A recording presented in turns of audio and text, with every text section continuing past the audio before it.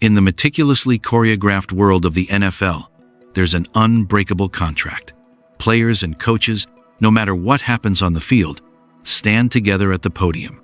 They speak in a coded language of execution and next play, a united front designed to shield the team's inner workings from the outside world. It's a sacred rule, as fundamental as the play clock. But after the Cleveland Browns' soul-crushing loss to a one-win Titans team, Myles Garrett, the franchise's $100 million cornerstone, the quiet leader, the face of the defense, did something unprecedented. He didn't just break the contract. He set it on fire with a cold, calculated precision that sent shockwaves far beyond the final score. This wasn't a rant.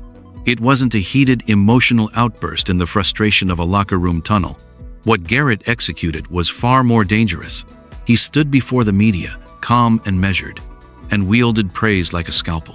While discussing the devastating loss, he chose to focus not on defensive breakdowns, but on the brilliant performance of rookie quarterback Shedeur Sanders. He highlighted his composure, his growth, his clutch plays. With every carefully chosen compliment, Garrett wasn't just building up the rookie.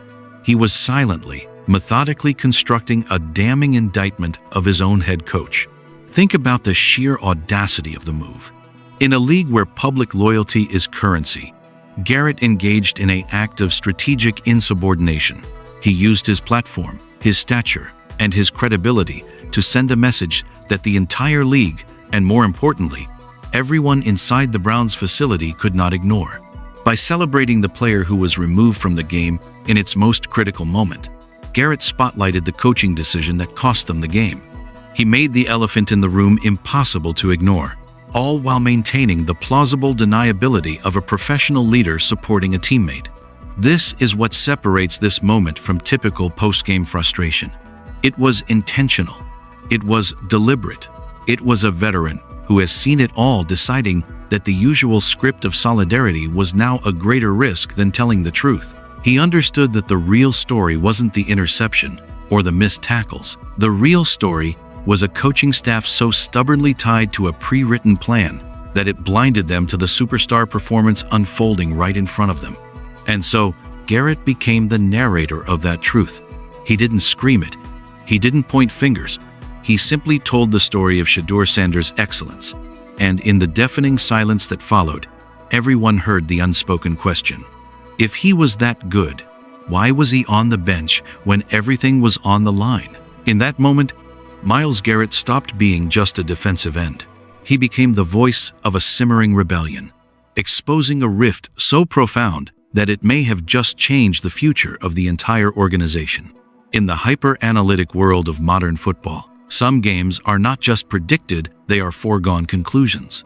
Statisticians, bookmakers, and seasoned fans look at the schedule, run the numbers, and nod in unanimous agreement. The Week 14 matchup between the Cleveland Browns and the Tennessee Titans was one of those games. It was supposed to be a formality, a breather, a get-right game before the brutal final stretch of the season. The Titans weren't just struggling. They were a monument to football futility, sitting at a dismal 1-11, a team whose season had functionally been over for months. Their offense was anemic, their defense was porous, and their morale was presumed to be in the gutter. They were, by every observable metric, the worst team in the league. The Browns, conversely, were heavy 12-point favorites, playing in the fortress of their home stadium. This wasn't just a predicted win. It was a scheduled demolition. The point spread spoke to a fundamental belief in the inevitability of the outcome. For context, being a double-digit favorite in the NFL is rare. It signifies a chasm in perceived talent, coaching, and circumstance so vast that the result is treated as a mere detail. The money wasn't just on Cleveland to win. It was on them to dominate. This game was penciled in as a chance to build confidence, to pad stats, to work out the kinks with their rookie quarterback in a low-pressure environment, and to bank a crucial win in the playoff hunt, which is why the final score, 31-29, Titans wasn't just an upset. It was a statistical anomaly, so bizarre it felt like a glitch in the simulation. This wasn't a last-second field goal or a controversial call that tipped the scales. This was a comprehensive, systemic failure across all three phases of the game: at home, against a team that had forgotten what winning felt like.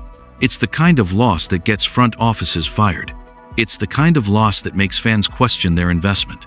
It's the kind of loss that exposes not a lack of talent, but a profound failure of preparation and in-game decision-making. Think of it this way.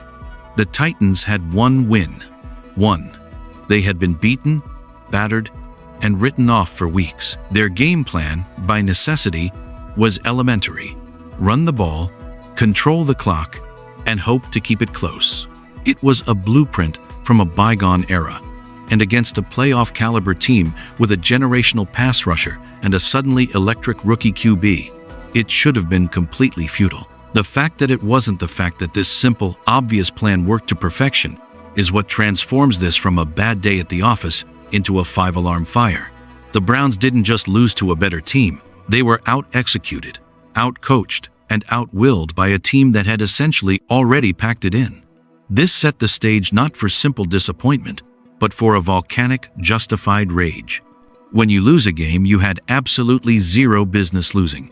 The search for a scapegoat isn't petty, it's logical. And in Cleveland, all eyes, including those of the team's greatest star, turned not to the field, but to the sideline. This loss created the vacuum, the sheer illogical frustration that made Myles Garrett's quiet rebellion not just possible, but necessary. When we talk about a rookie quarterback's performance, we often get trapped by the spreadsheet. The numbers 364 yards, 3 touchdowns tell a compelling but incomplete story. What Shedeur Sanders did against the Titans wasn't just a statistical outburst. It was a live-action film study on composure, a clinic in defying the relentless pressure that comes with his name and his moment. This wasn't a product of defensive breakdowns or gimmicky play calls.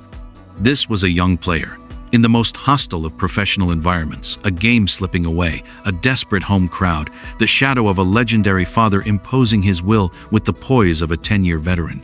The tape reveals a mastery far beyond his years. Take the touchdown throw to Fannin. This wasn't a wide-open receiver in the end zone.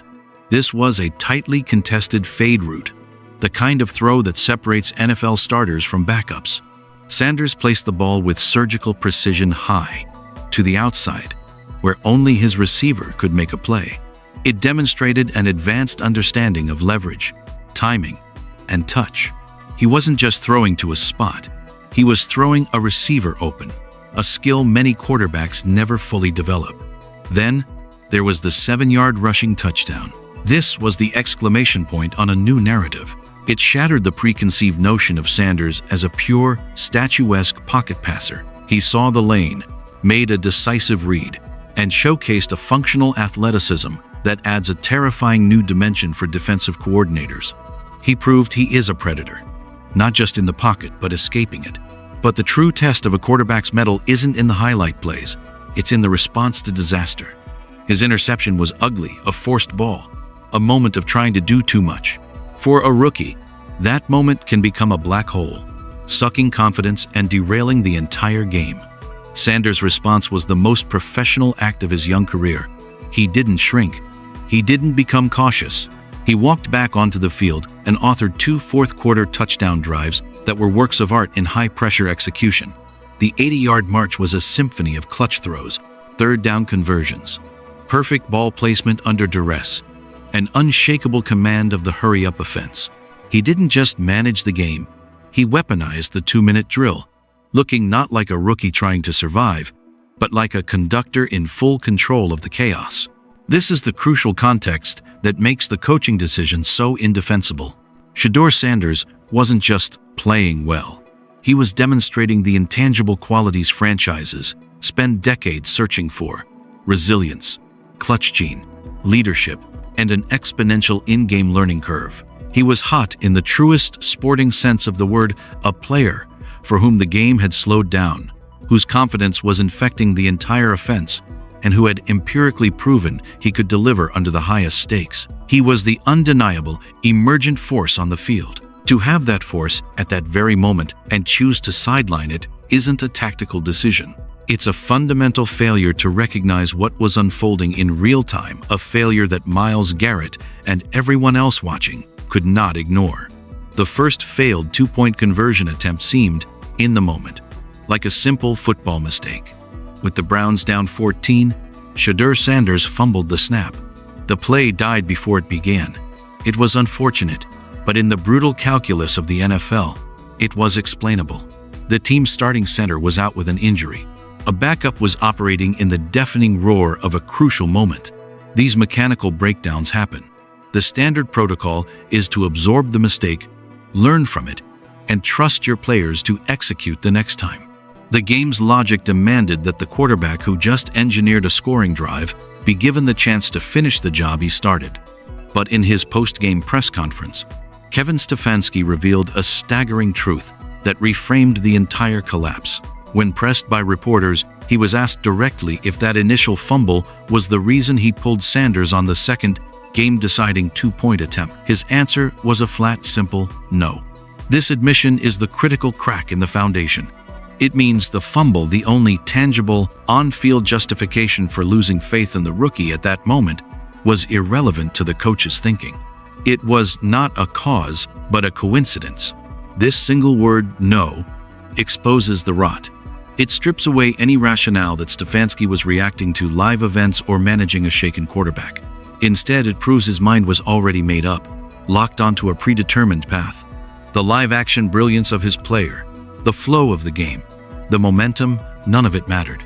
The fumble provided public cover, but behind the scenes, the decision to bench the hot hand was already etched in stone. This is the moment the story shifts from a question of football strategy to one of rigid, almost blind ideology. The crack wasn't the fumble. It was the coach's revelation that the fumble didn't even factor in.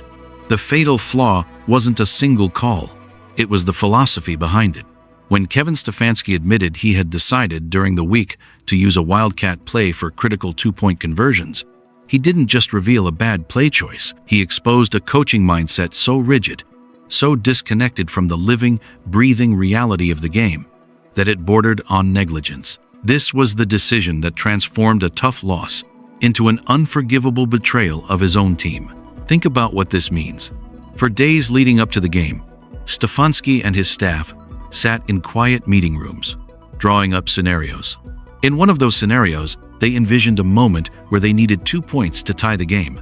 And in that theoretical moment, with no players on the field, no crowd noise, no adrenaline, they decided the best person to have the ball was not their talented rookie quarterback, but a running back taking a direct snap in a trick formation. They committed to this before seeing Shedeur Sanders surgically dissect a defense, before witnessing his fourth quarter heroics, before feeling the stadium's energy swing on his every throw. They chose a gimmick over their most dynamic weapon, not in the heat of battle, but in the calm of an office. This is the ultimate sin in coaching: prioritizing your script over the evidence of your eyes. Football is a game of adaptation. It's about reading the flow, identifying the hot hand, and exploiting the matchups that are actually working. Shedeur Sanders, by the final drive, wasn't just a player. He was the undeniable, pulsating center of gravity for the entire Browns offense. The Titans had no answer for him. To have that weapon, that level of incandescent momentum, and deliberately holster it because of a note on a clipboard from 3 days prior, is an abdication of the coaching role. It's managing by dogma, not by feel. It tells your players that their real-time excellence is less important than a pre-game hunch. The Wildcat itself is a tell.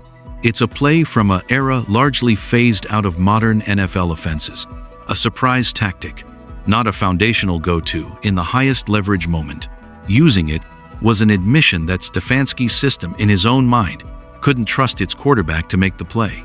It was a vote of no confidence, delivered in the most devastating way possible, by taking the game out of the hands of the one player who had earned the right to decide it. This decision wasn't just a tactical error. It was a fundamental breakdown in the covenant between a coach and his team, a message that the plan would be followed, even if it meant following it right off a cliff. In the ecosystem of professional sports, criticism from star players typically arrives in two forms: the explosive, emotional rant, or the behind closed doors grumbling. Myles Garrett invented a third form: the surgical, praise-laden indictment. His post-game press conference was not an outburst. It was a carefully crafted manifesto, A lesson in how a leader can dismantle a failing authority without ever raising his voice or uttering a direct insult. He weaponized positivity to highlight a staggering failure. Listen to his word choices. When asked about the loss, he didn't start with the defense. He pivoted immediately and intently to Shedeur Sanders. "I think he did well. I think he looked good. He came up big when we needed him to." In that moment, Garrett wasn't just answering a question. He was establishing the premise of his entire argument. By emphasizing, "when we needed him to," he immediately framed Sanders as the solution, the clutch performer, the very player who was inexplicably absent for the game's most crucial snap. This was the foundation. He then built his case with specific, irrefutable evidence of Sanders' readiness. He escaped out of some sacks, broke the pocket, made some big-time plays, looking more and more at ease each week. Notice the narrative arc he's constructing: composure under pressure, playmaking ability, and steady growth. These aren't accidental compliments. These are the exact qualities a coach should crave in a quarterback during a do-or-die moment. Garrett was methodically compiling Sanders' resume for the job he was just denied. Every adjective was a silent question directed at the coaching staff. The true mastery was in the tone and subtext. Garrett's delivery was calm, measured, and professional. There was no sneer, no eye roll. This ensured the message couldn't be dismissed as emotional or divisive. He was simply, in his role as a captain and leader, supporting a teammate. But by choosing this teammate at this moment and highlighting these specific traits, he created a deafening silence around the unspoken conclusion. The brilliance lies in what he forced the listener to deduce. He made you connect the dots.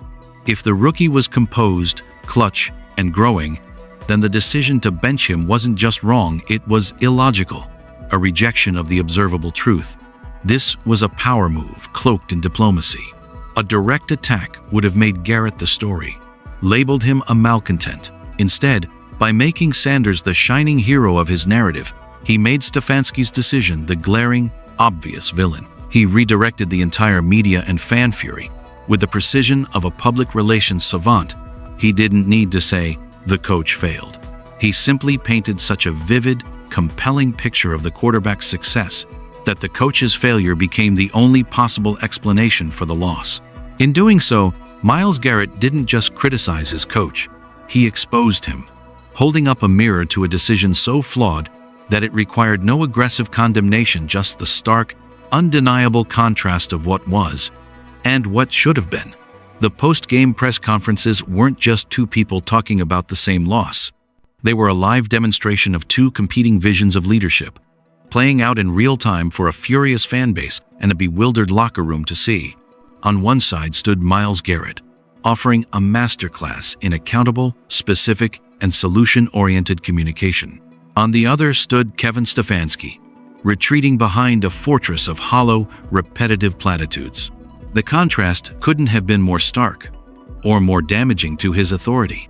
Garrett's approach was one of thoughtful, granular ownership. He didn't just say the defense played poorly, he pinpointed the 184 rushing yards allowed as unacceptable, admitting, "It's not who we are." He praised Shedeur Sanders with precise, tactical observations, pocket movement, composure, growth, building a case with evidence. His tone was that of a grounded general assessing a battlefield, honest, analytical, and focused on the why behind the failure. He spoke to the problem, inviting a solution. Stefanski, meanwhile, engaged in a performance of accountability that rang utterly hollow. His mantra became a robotic, deflective loop. "It's on me. I'm responsible for all of it. I make every call." When pressed by reporters to explain the reasoning behind his fateful decisions, he snapped, repeating the same lines. This wasn't leadership. It was a shield. True accountability involves transparency and a willingness to engage with criticism. Saying, "It's on me," without ever explaining the faulty thought process, is a way to end the conversation, not to own the mistake. It's a bureaucratic maneuver, not a leader's reflection. This juxtaposition is toxic for team culture. Players, especially veterans like Garrett, can spot disingenuousness instantly. They hear a teammate offering clear-eyed analysis and a coach hiding behind a slogan. One response builds a foundation for correction and trust. The other breeds resentment and cynicism, fostering a belief that the person in charge isn't learning, he's just covering. In the space between Garrett's articulate dissection and Stefanski's defensive echo, the trust between the Browns' cornerstone and his head coach didn't just erode. It may have evaporated entirely. The contrast didn't just highlight a difference in style, it revealed a fatal gap in credibility. The immediate wreckage of the loss is severe, but it's the secondary, creeping damage that threatens to define the Browns' season. The injury to starting center Ethan Pochik, potentially a season-ending Achilles issue, isn't just a roster change. It's a destabilizing blow to the offensive line, protecting the very quarterback the coach seems hesitant to trust. Special teams meltdowns, like the blocked punt, aren't random flukes.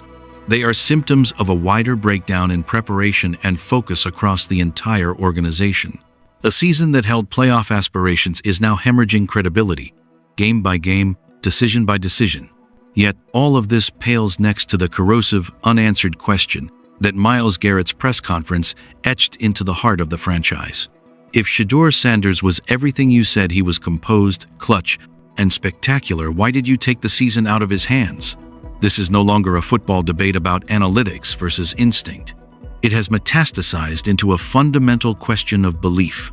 Garrett, by his public praise, has forced that question into the open air of the locker room, the meeting rooms, and the front office. It hangs over every future huddle, every third down call. The fallout, therefore, isn't just a lost game or a bruised record. It's a crisis of faith. Players now operate with the silent knowledge that their best efforts can be overruled by a coach's pre-written script. The trust required for a team to function, the belief that the right players will be in the right positions to win, has been fractured. Every future close game will be viewed through this lens of doubt. The season isn't just slipping away on the scoreboard. The very foundation a team needs to mount a comeback is cracking beneath them, and the loudest sound is the echo of that one. Devastating, unanswered question. What happened in Cleveland transcends a single loss in a long NFL season. This wasn't just a tactical misstep or a bad day at the office. What Myles Garrett did with his calculated, praise-filled rebuke, and what Kevin Stefanski revealed with his rigid, scripted failure, has fundamentally altered the power dynamics within the franchise. We have moved beyond the realm of wins and losses and into the territory of credibility and control. The story is no longer about a game that slipped away. It's about whose vision for this team's future will survive the aftermath. Garrett's press conference was the equivalent of a silent alarm being pulled.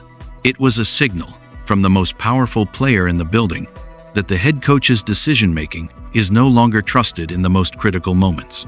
In the NFL, once that signal is broadcast, it cannot be unheard.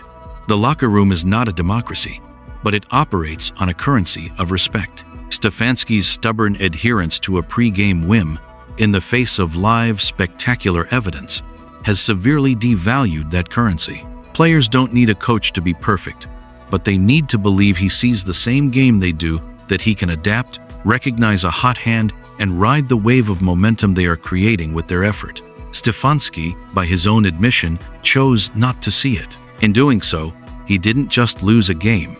He lost a significant portion of his command. This creates an untenable new reality. Every future close game, every crucial fourth-quarter decision, will now be shadowed by the ghost of this loss. When Stefanski sends in a play, a part of his team led by its most influential star will unconsciously wonder, is this what gives us the best chance to win? Or is this just the script? That sliver of doubt is a cancer to execution. Football requires split-second, unanimous belief. The seed of hesitation, once planted, is fatal. Furthermore, the incident has irrevocably tied Stefanski's fate to Shedeur Sanders in a dangerous way.